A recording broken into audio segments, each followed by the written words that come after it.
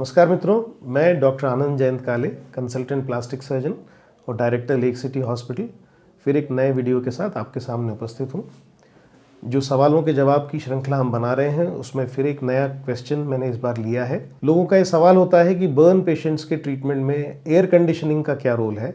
जो burn units होती हैं वो वातानुकूलित होनी चाहिए या नहीं होनी चाहिए, और एयर कंडीशनिंग का कितना इम्पोर्टेंस है एक बर्न पेशेंट के ट्रीटमेंट में। तो मेरा उसमें कहना ये है कि बर्न पेशेंट्स में त्वचा जल जाती है। त्वचा का काम होता है शरीर का तापमान मेंटेन करना। अगर त्वचा जल गई है तो हमारा जो थर्मोस्टेट यूनिट है, जो हमारे शरीर के तापमान को मेंटेन करता है, वो डैमेज हो गया है, वो इंजोर हो गया है। और ऐसी परिस्थिति में शरीर के तापमान को मेंटेन करना शरीर के लिए मुश्किल हो जाता है। ऐसी परिस्थिति में जो एम्बिएंट टेम्परेचर हम जिसमें बोलते हैं पेशेंट को रखा जाता है या उसके वातावरण को मेंटेन किया जाता है, वो 28 से 30 डिग्री होता है। इस टेम्परेचर को हम हल्का गर्म माहौल बोल सकते हैं हमारी लैंग्वेज में, और इसी को हमको मेंटेन करना पड़ता है। ज़्यादातर बर्न यूनिट्स में टेम्परेचर 25, 26, 28 डिग्रीज पे मेंटेन किया जाता है, ताकि बर्न पेशेंट को अपने कोर टेम्परेचर को मेंटेन करने के लिए ज़्यादा मेहनत नहीं करनी पड़े। कई लोगों के दिमाग में ये भ्रांति होती है कि कमरे का तापमान अगर ठंडा रखेंगे तो जले पेशेंट के घावों को आराम मिलेगा और उसको दर्द कम हो जाएगा। ये बहुत बड़ी गलतफहमी है। बर्न पेशेंट को कवर करके रखना ताकि उसका टेम्परेचर मेंटेन रहे। जो टेम्परेचर है एम्बिएंट टेम्परेचर, उसमें हम वार्मिंग यूनिट्स को लगाएं ताकि उस जगह पे टेम्परेचर मेंटेन ऐसा रहे कि पेशेंट को अपने शरीर का तापमान मेंटेन करने में दिक्कत नहीं आए।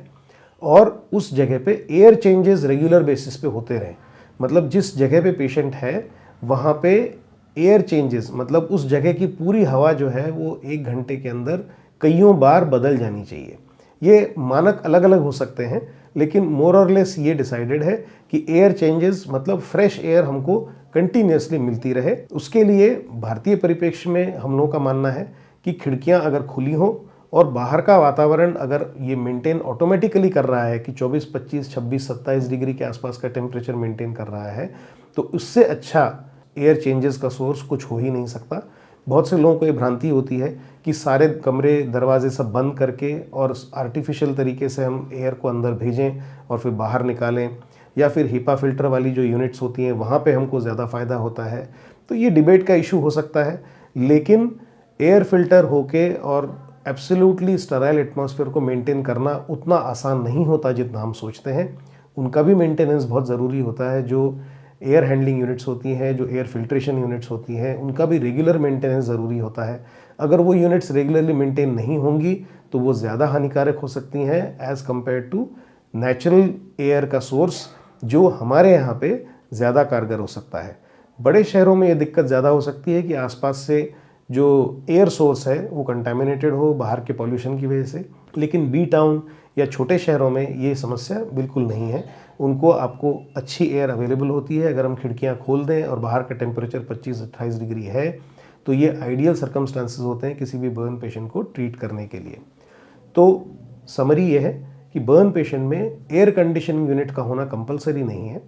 हमको बेसिकली एम्बिएंट टेम्परेचर हल्का सा गर्म रखना पड़ता है, वो पेशेंट को ज़्यादा सूटेबल होता है। और ये एक भ्रांति है कि अगर कमरे का तापमान ठंडा हो तो बर्न पेशेंट को उससे आराम पड़ता है और उसके घाव जल्दी भर जाते हैं। फिर एक नए वीडियो के साथ आपके सामने उपस्थित होऊंगा। नमस्कार।